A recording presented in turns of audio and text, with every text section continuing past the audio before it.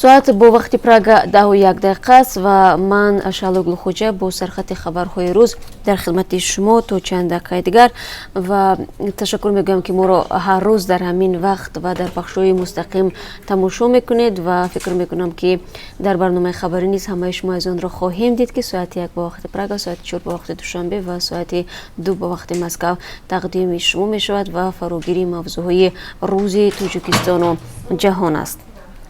به جونشان خطر تهدید میکند. دو سازمان بین‌المللی حقوق بشر درخواست را از نام 11 رهبر زندانی حزب در تاجیکستان منع شده نهضت اسلامی به سازمان ملل متحد سپردند.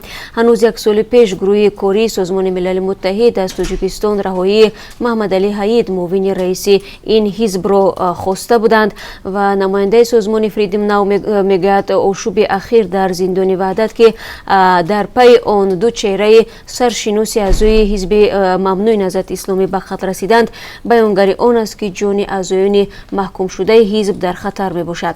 در این رابطه در برنامه خبری صحبت خواهیم داشت. همین را یادآور می شوم که شب 19 می در زندان وحدت آشوب سر زده در میان محبوسان کشته شده سید قیام‌الدین غازی و مخصوم ستار نیز بودند. هلاکت دو نفر در عملیات ضد ترور FSB عملیات نصف شب در یک منزل در شهر کالچوگین ولایت ولادیمیر راه اندازی شد.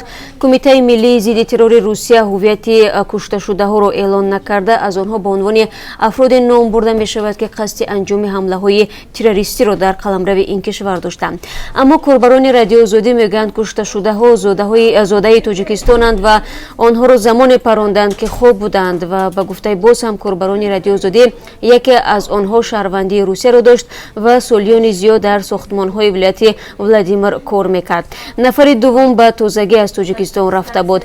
چون و چرا این موضوع در برنامه خبری پیشنهاد شما خواهد شد. بناهای نوساخت بلند آشیانه اما بلیفت در مرکز دوشنبه. در برنامه امروز از مشکلات ساکنان بلند آشیانه های خواهیم گفت که بنابر نداشتن لیفت عذاب دارند. درهای بازی جای لیفت و به پرتابگاه تبدیل شدن آشیانه یکم از تشویش‌های دیگری ساکنان این بناست. ساکنان هر لحظه بیم دارند که بی نظارت ماندن کودکان باعث فلاکت می شود. اگر بعد کمتر از 3 ساعت دیگر به برنامه خبری بپیوندید می توانید گزارش را در این باره تماشا کنید. کودکان گمشده تاجیک در حالی که فردا همچون روزی نو پدید شوی کودکان یاد می شود، همکاران ما تصمیم گرفتند درباره تقدیر چند کودک نقل کنند که جستجوی آنها هیچ نتیجه نداده است و بعضیشان را تا به حال میکوبند. در گذشتن چندین حالتهای نوپدید و همینطور پیدا نشدن کودکان در تاجیکستان رسانه‌ای شده بود. معروفترین آنها قضیه ملکه و سبینه ارالووا ها می باشند که همکنون با گذشت 6 سال هیچ نشانی از آنها در دست نیست. کارشناسان میگویند گم شدن کودکان و همینطور پیدا نشدن آنها سالهای زیادی را باقی میگذارد که باید مقامات انتظامی به آن پاسخ بدهند. مقامات انتظامی در نوبت خود اکثرا والدین را گناهکار میدانند که کودکانشان را به نظارت میگذارند.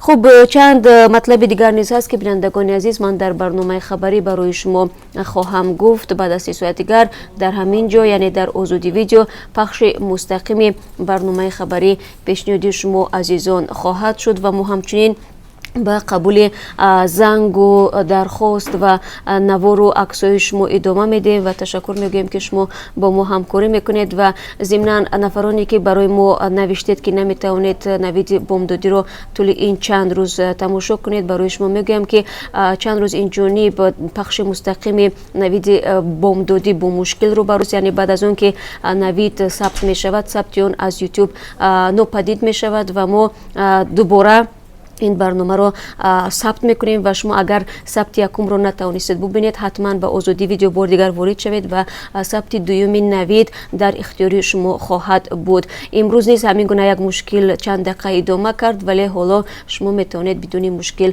نوید بامدادی رو که تقریبا 12 دقیقه است و فراگیری موضوعهای روز است تماشا کنید و با سپاس از یکایک شما برای همراهی، برای همکاری، برای توجه و محبتی که نسبت ما دارید.